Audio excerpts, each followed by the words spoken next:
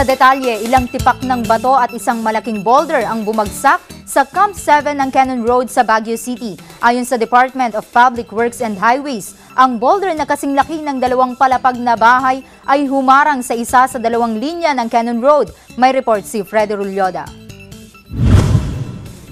Nagulantang ang mga motorista at bakasyonista matapos na gumulong at bumagsak ang isang malaking bato na kasinlaki ng dalawang palapag na bahay malapit sa Lion's Head na matatagpuan sa Camp 7 Cannon Road, Baguio City.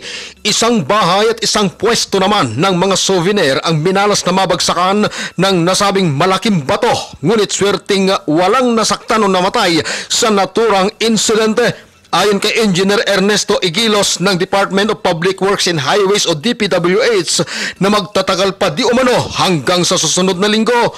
Ayon pa kay Igilos na nahirapan silang i-clear agad ang area dahil sa kinakailangan pang gamitan ng mga heavy equipments para hati-hatiin ang bumagsak na bato. Nagdulot naman sa mga motorista ang nasabing insidente ng takot at pangamba dahil anila hindi naligtas pang daanan ang Cannon Road dahil sa rock mishap.